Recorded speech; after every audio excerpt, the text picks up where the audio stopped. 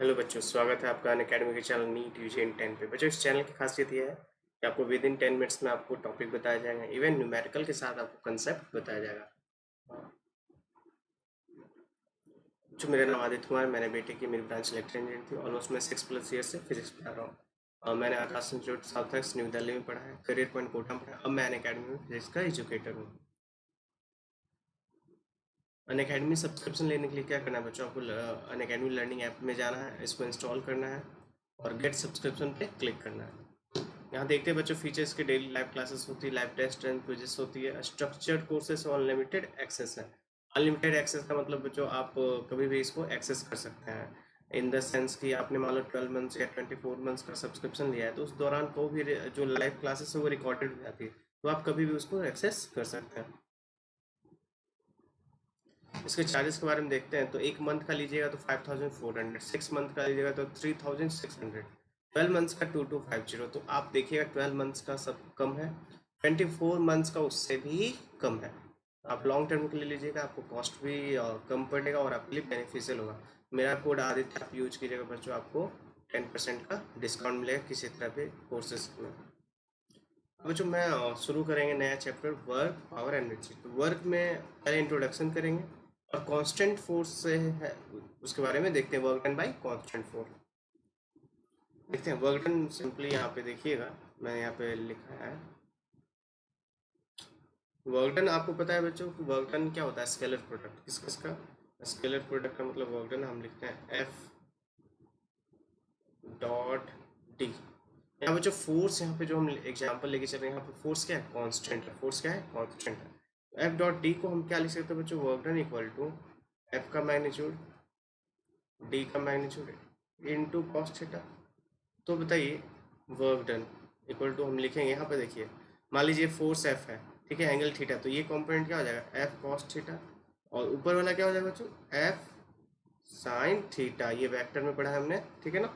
तो F cos theta, force जिधर आप जैसे वर्क डन निकालना है, किसी ऑब्जेक्ट को आप पुश कर रहे हैं, तो फोर्स इसी के डायरेक्शन में है ना। फोर्स अब परपेंडिकुलर होगा, परपेंडिकुलर फोर्स लगाइएगा, उसका डिस्प्लेसमेंट इधर है, तो उसको कोई रिलेशन है क्या, नहीं। कॉस 90 क्या है, जीरो, वर्क डन जीरो। तो आप इस तरह से जा रहे हैं, मतलब आपको क्या, इस फोर्स जैसे पुश या पुल कर रहे हैं, तो ऑब्जेक्ट क्या कर रहा है, मूव कर रहा है, ठीक है ना। यहाँ पे देखिएगा, यहाँ पे कुछ एग्जाम्पल, एफ कॉस थीटा, तो इसको हम ये भी लिख सकते हैं ना, यहाँ पे देखिएगा, F magnitude cos theta into D, ये लिख सकते हैं। और ये भी लिख सकते हैं, इसको एफ को अलग रख दिया और डी का मैग्नीट्यूड और कॉस थीटा, तो इसको अलग रख दिया। तो इसका ये मतलब है कि एक तो वर्क डन होगा कि फोर्स का कंपोनेंट इनटू डिस्प्लेसमेंट, डिस्प्लेसमेंट के अलोंग में जो फोर्स का कंपोनेंट है, इन दोनों का मल्टीप्लिकेशन क्या है, वर्क डन है।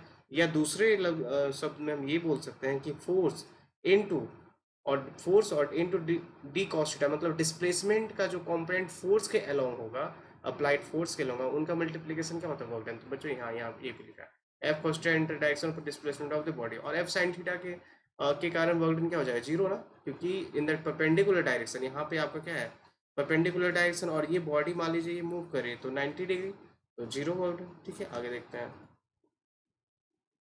यहाँ पे मैं ये बताना चाह रहा हूँ, जो वर्क डन है मेनली डिपेंड कर रहा है यहाँ पे कितने तरह के फोर्स होते हैं। फोर्सेस जो है आपको, पहला वर्क डन,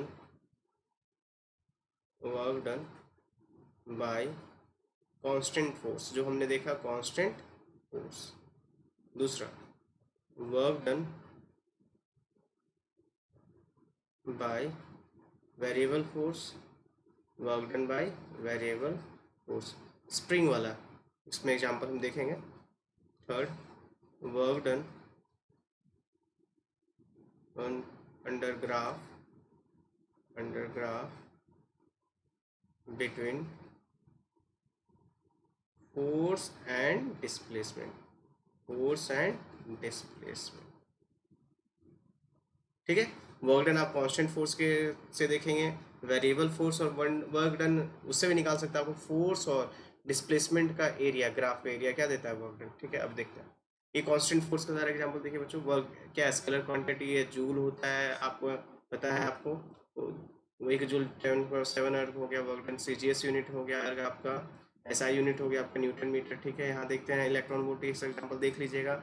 वर्क डन आपको बच्चों ये बताइए पॉजिटिव निगेटिव और जीरो हो सकता है ना। अब देखिए मैंने बोला पॉजिटिव निगेटिव जीरो, इसका मतलब थीटा क्या होना चाहिए, थीटा लेस देन जीरो से ज़्यादा और 90 से कम, आपका वर्क डन क्या होगा पॉजिटिव, ठीक है। ये देखिए सेम जीरो, ये वर्क डन निगेटिव का होगा। देखिए तो यहाँ पे एक फोर्स इधर जा रहा है और वह डिस्प्लेसमेंट इधर है, थीटा कितना हो गया 180, है ना। थीटा क्या 180, तो यहाँ वर्क डन क्या है negative, work done negative, work done negative, क्योंकि आपका कॉस 180 क्या होता है नेगेटिव होता है।